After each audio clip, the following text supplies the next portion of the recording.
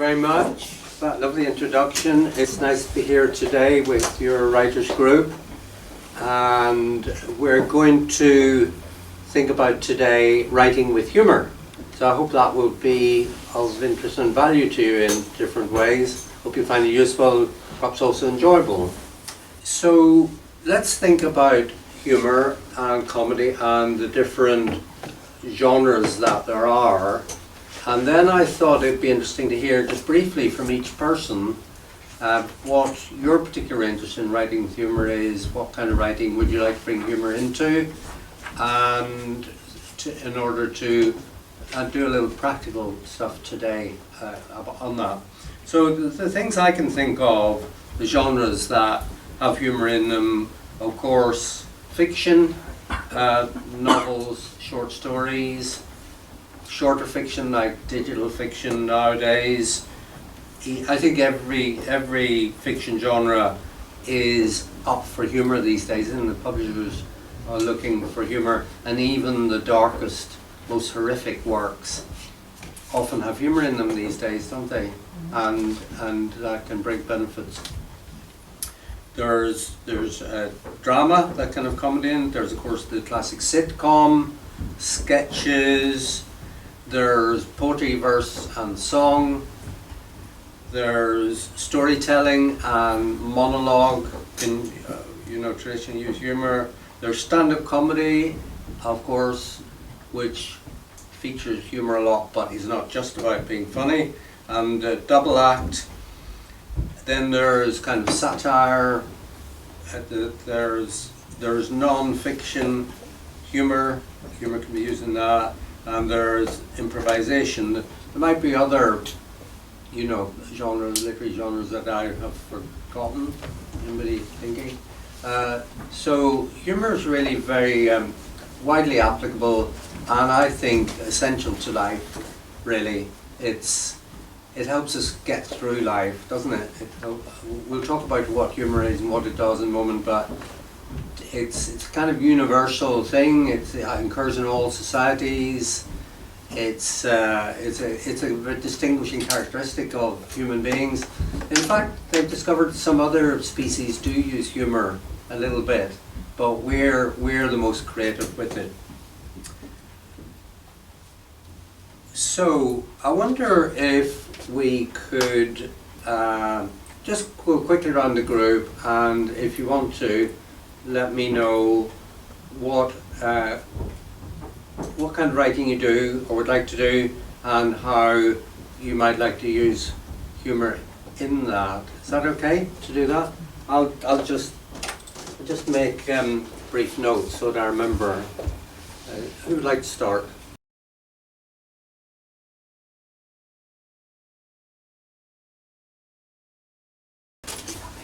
Should we just do a little bit of brainstorming? What are the kind of what makes things funny? What sort of things make things funny? Very briefly, keywords, concepts. Yeah. Exaggeration. Exaggeration. Yeah, that's a very useful rule of thumb for comedy. Take something normal and exaggerate some aspect of it. Anything else? Unexpected twists. Yeah.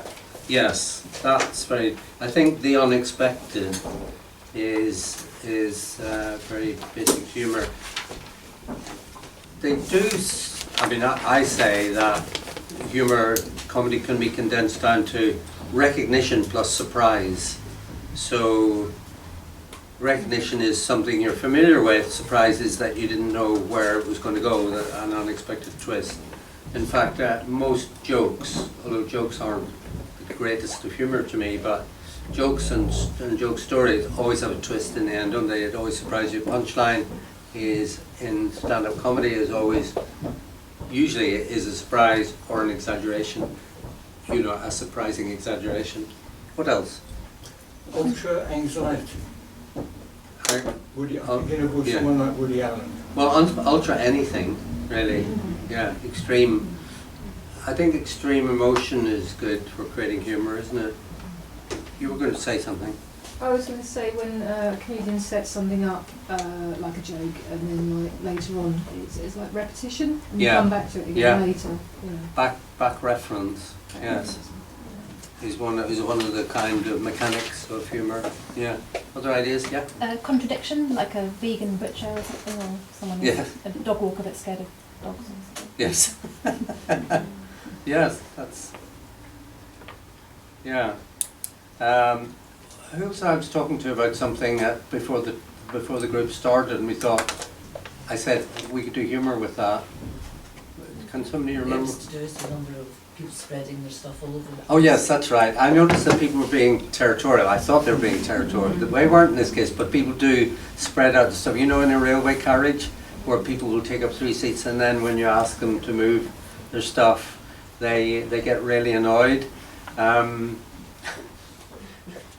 I'll just go off on one on that. I remember we were going on a long journey. I think I was going from Euston, somewhere way up north of Scotland, and there was a woman with, there were 2 seats. She was sitting facing the direction of travel, and she had lots of stuff piled on the seat beside her, and the 2 seats opposite her were empty. And I thought, well, I like to sit in the direction of travel. There weren't any other seats in the carriage, and I said, do you mind if I sit there? And you know the English passive-aggressive humph, they don't say anything, but you can tell by body they're really, really angry, and she said, oh, she was really, really not happy. I said, why don't you sit over there? And I said, well, I like to sit in the direction of travel, as indeed she did. And so I waited for her. Then she sort of didn't do very much and hoped I would move on, and I waited. Said, can I sit there? You know, that's the other thing you do if you're English. You don't say, can I sit there? You just stand there, like passive aggressively, you know, spilling out this negative energy, hoping that people will pick up. I find it hilarious. I'm learning to be English. I'm trying to learn to seethe. You know, I'm learning the art of seething, which is a great English art. Sorry, Tony. I just said you've got to look polite all the time that you see me. Yeah. Yes. So this woman, when she saw I was insisting on having my seat, well, part of which was, you know, by then was I'm not going to let you away with this, you know. She finally got up, took all her stuff, and went off looking for another place in the carriage. And I thought, I felt rather sad, really. I think if I'd known she was going to do that, I wouldn't have been so, you know, so strong-minded. But I thought, how sad is it that, I think what happened was she felt she had lost such face, and she had lost the battle, and she couldn't tolerate sitting beside me for a journey. And so she took all her stuff and went off looking for somewhere else. What do you think of that? You don't think it was a male-female confrontation? It could be. Maybe she doesn't like men telling her what to do, or younger as I was then. Maybe she was married to a man just like you. So we're going somewhere now. So you could turn that into a sketch, you know, and then the backstory. And so anyway, what it came out of was, I saw people with stuff in these. Actually, I now know they were keeping seats for a particular person, but people are territorial, and so you could take that idea, the territoriality of people not wanting somebody near them, or like spreading the stuff around them to establish their, you know, like in a yoga class, you know, when you go and you're in somebody's place in a yoga class, and they go, that's where I always go. You know that's our territoriality. Yeah. Oh my God. And then they get angry with you for not knowing. Yeah. Yeah. And then if you're a man, a woman will get angry with you for just not knowing what she's angry about, when you should know what she's angry about. You have to be a mind reader, but don't get me started on that. And you know the thing about people wanting to keep the space outside their house for their car. It's those sort of things are good for humour. So I thought you could do a sketch where you do a very exaggerated form of people being ridiculously territorial, where like somebody comes in and sort of spreads their stuff over 10 seats, and then somebody else comes in, and then you know, some kind of conflict ensues. So you can use the everyday for humour. You can use whatever's going on in any situation can be turned into humour, and I think especially if there's an emotional charge in it. I think, to me, the emotional charge is what you take and exaggerate. You said about extreme anxiety, but extreme anger, extreme annoyance is a very good way of generating humour that stand-up comedians use, and then exaggerate it. And so you use something that's true. I think there needs to be truth in it. I think Woody Allen said comedy is truth plus pain. So, I mean, he has a particularly jaded view of life, but taking something that is true and then going somewhere with it, exaggerating, extrapolating, adding in something unexpected. We got another person coming. Shall we do something funny when she comes in? Yeah, without cheer. Yeah. Hello. Hello. Oh, so I'm in at the right place workshop today. For what? Writing. Humor, right? Yes, yes, For indeed. You're fun. welcome. Let's give her a round of applause. It took me, thank you, but it took me half an hour to find you. It's really quite hard to longer. find, It isn't is it? Well, come in, impossible. you're welcome. This is I was Alcoholics on Anonymous. time, but Right, so we're just doing a roundup of things that can be used to generate, to bring out the humour in a potential humorous situation. Any other thoughts before we move on? Play on words. So Play on words, pushing. yes. Yeah. There is wordplay. Did we just have an example of that? Well, Push- what you were just saying pushing. about pushing. Yes, that's right, yeah. Too proud to push. Yes. I'm not particularly fond of wordplay. I think there are some comedians who use wordplay a lot. To me, it's not as rich a type of humour as humour that's about a situation. And where there's a picture, where there's a scene, and where there are characters. I find wordplay a little bit intellectual, a little bit groany. You know, that's why people groan at it. But it's an element. I mean, in Shakespeare, it's an element. It's kind of a rather intellectual type of humour, and so that does exclude some people as well. What about bizarre, surrealistic? Pardon? Surrealistic humour. Surrealistic humour, yes. Yes, I like surreal humour. People like Bill Bailey who take the ordinary and it's that exaggeration. They're taking an element of it and pushing it into it's the extreme end of unexpectedness, isn't it? Yeah, it's a very useful device.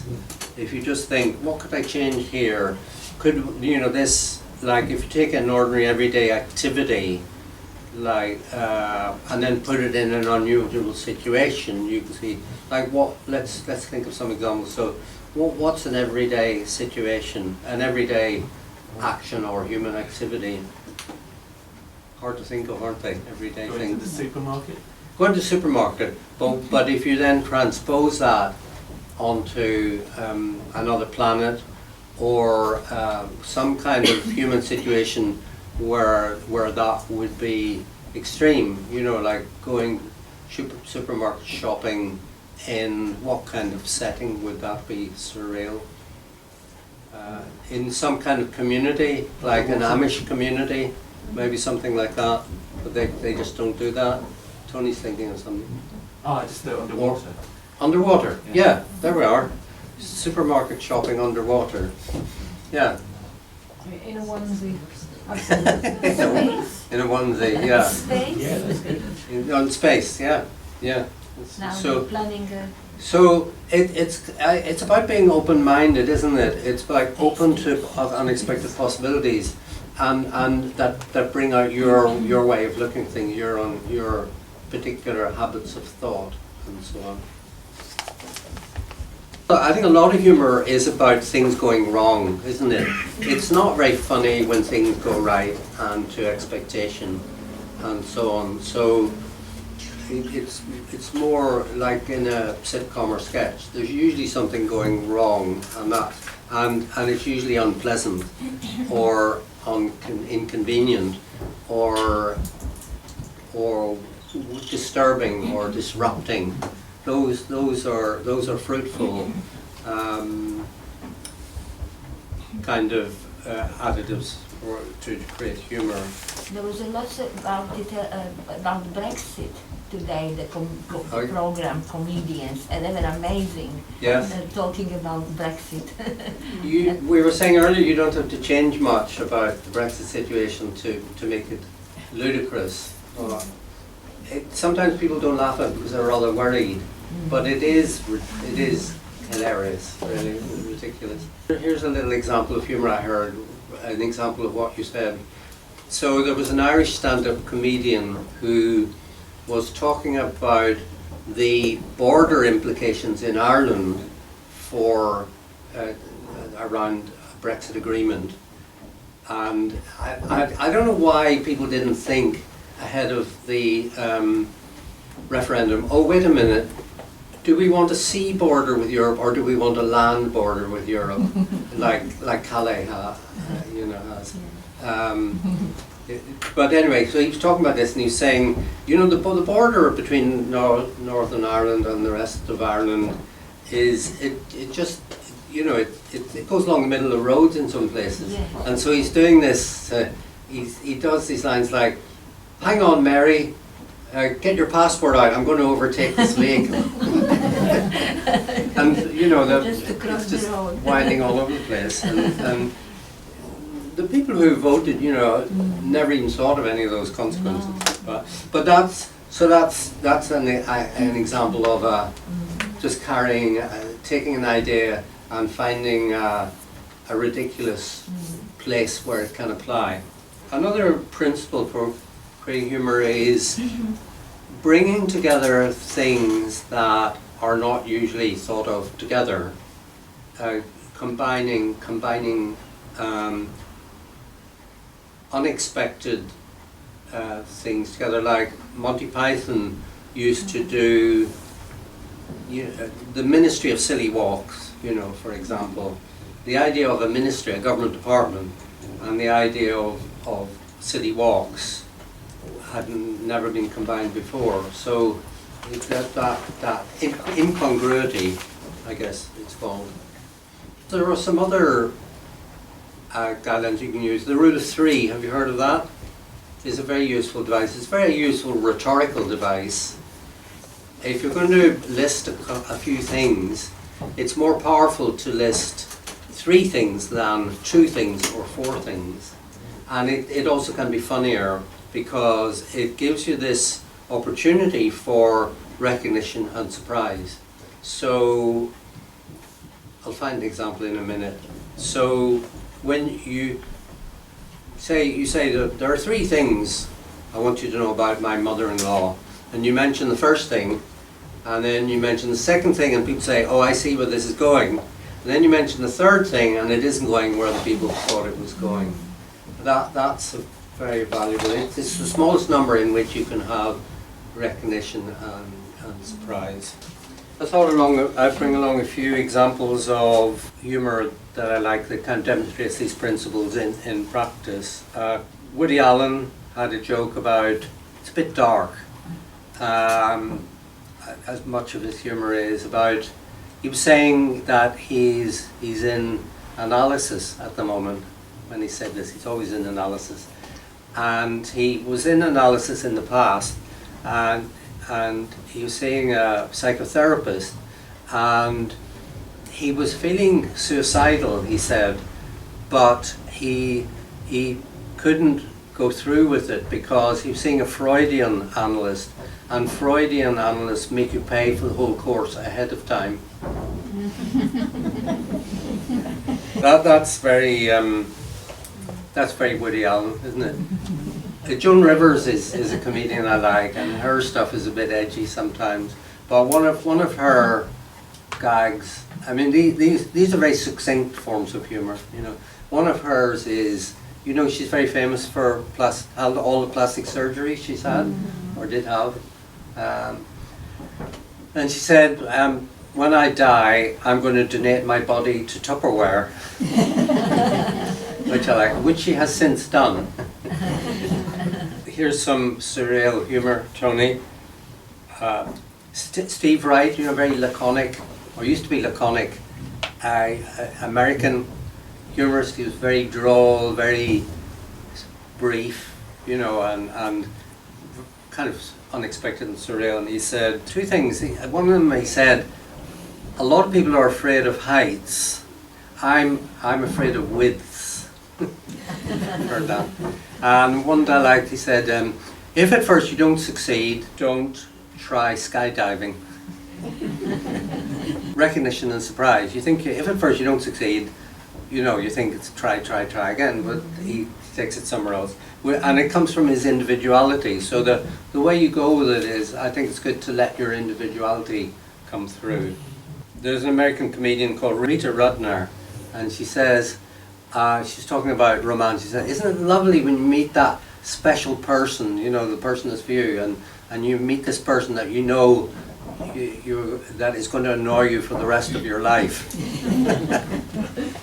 I can see you relate to this kind of humour quite a bit. Sarah Silverman said, "Oh, I was with two men in one night, never again." She said, "I could hardly walk afterwards. 2 meals out, that's a lot of food." You didn't think it was going there, did you? The structure of 3 and the use of anecdote.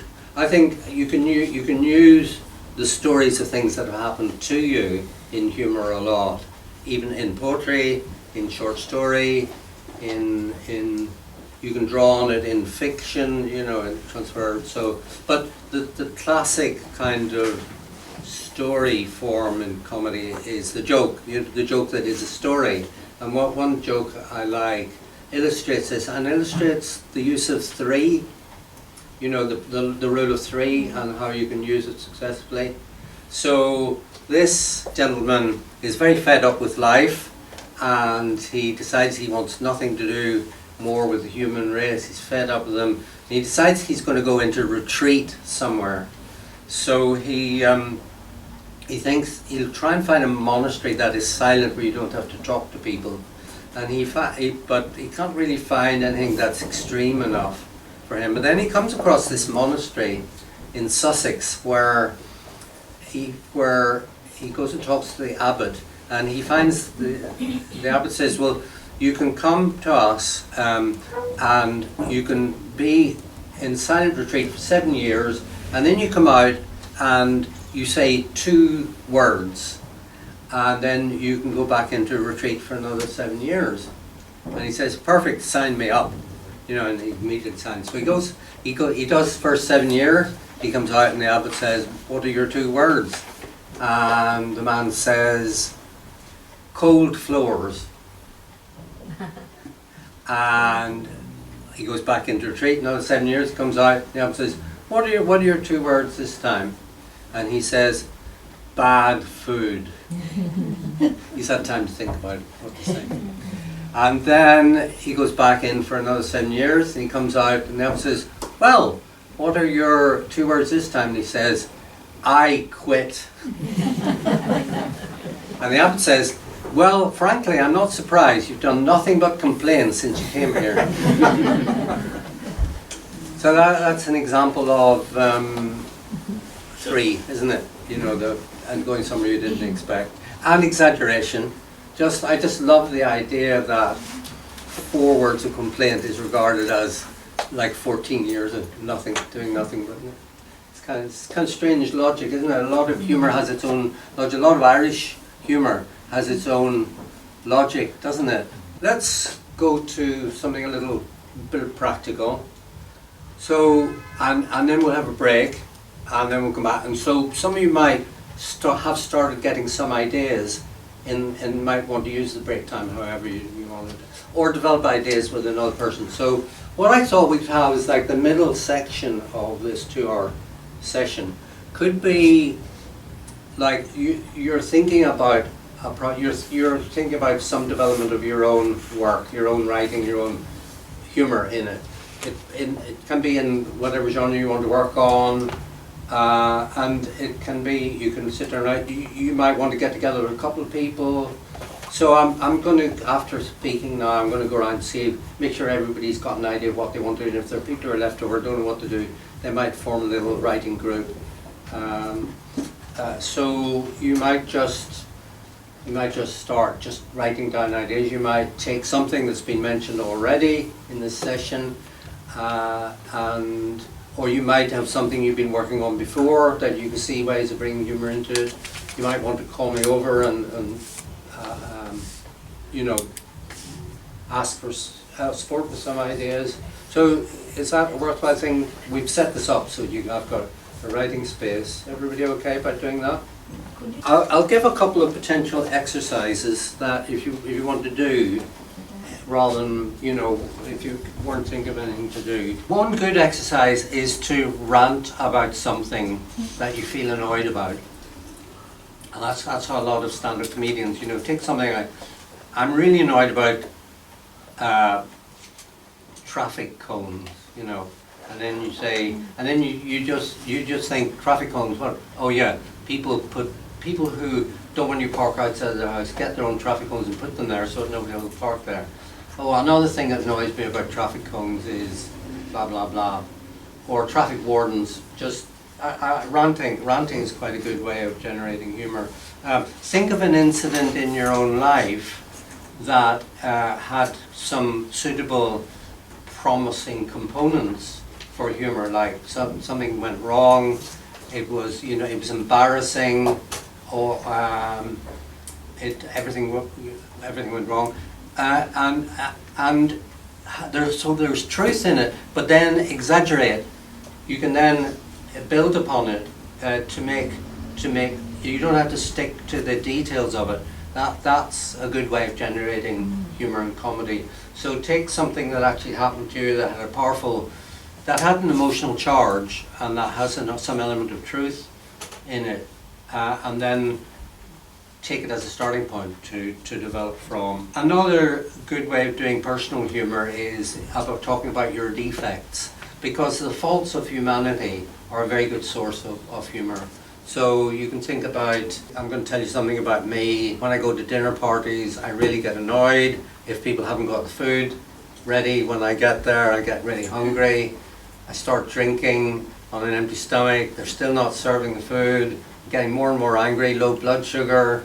And then, so what do? I go into the kitchen, work out what they were cooking and start cooking it. Oh, and they don't like that. So, you know, there's germ truth in it. I do get very annoyed about people not serving in there. They're chatting away, and because I'm a control freak, I'm going, they shouldn't be chatting, they should be cooking.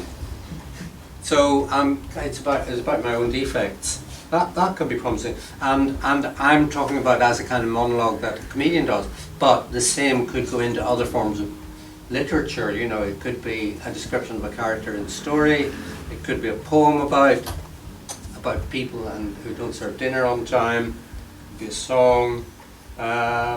So those are some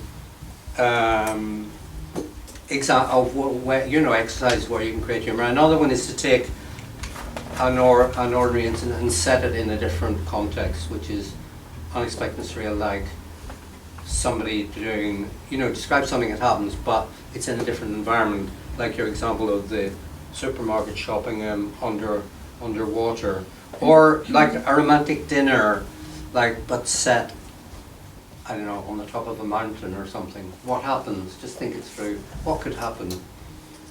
And what would the food be? And what's the detail? And what news does one of the people break to the other person in the middle of it? And why did they bring me here? No, just it's about opening the mind to possibilities, really. So those are a few ideas. Have people got more of an idea of something they can do? It really doesn't matter what you do. It's more like thinking for 15 minutes in a openness to humour mode. And the criterion is what I think is funny. But in a way, you could set aside being funny. Sometimes thinking I have to be funny. If you just think, where is this going? You know, just where is this taking? Where can I go? And don't think so much about being funny at the moment. Then you can bring the humour in the crafting stage, which we'll come to next. And I'll put the kettle on. Yes, that's very funny. Yeah.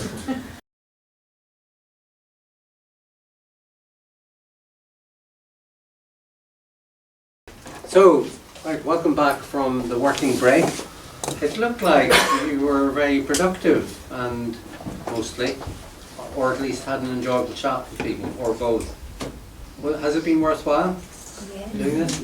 Yes, good. Yes, I see people writing quite a lot of stuff. Who would like to share a little bit of what they've been doing? Anybody? Tony? I always wondered if there was a heaven or a hell, and which one I would go to when I died. The one thing I didn't expect was that heaven would be a branch of IKEA. I arrived in a long black hearse driven by the funeral director. He opened the back door and hauled me up out of the coffin, then held out his hand for a tip. I searched desperately in my pockets, but there were none. Just a long white shroud. All I could do was shrug my shoulders helplessly. Bloody stiffs, he said, as he rode out of the car park. St. Peter was standing outside the entrance, handing out brochures. Welcome to the heavenly branch of IKEA, he said. Have you got a loyalty card? Again, I automatically reached for pockets I didn't have and shrugged. Never mind, he said, your name's on the list. You only just scrape through though. You have to spend at least £5,000 to get in. You mean anyone who spends less goes to hell? Yes, I'm afraid so. Or as we call it, Primark. This angel will show you around your new home. A floating ethereal figure appeared by my side and hovered towards the doors, but they didn't open and his face banged on the glass. Bloody automatic doors, he said. Would you mind walking through the beam? I stepped forward and the doors glided open, accompanied by a celestial choir of angels singing in harmony. Sail now on. An archangel stood by the shopping trolleys. That'll be £1 deposit, please. Deposit? What for? Where the hell do you think I'm going to go with the trolley? Please, sir, we don't talk about our competitor here. I waved him away and rushed to follow my angel. He was already heading up the escalator. He turned to look at me. Know which department would Sir like to start shopping in? I'm sorry, I'm a bit confused. I am dead, aren't I? Of course, sir. Then why do I need to buy anything? And what with? Didn't you bring any money, sir? I gestured wordlessly at my pocketless gown, which was suddenly feeling very drafty. Not even a credit card? I shook my head. Then I'm afraid there's been a terrible mistake, sir. You're going to have to catch the escalator back down. Not to Primark. I'm afraid so.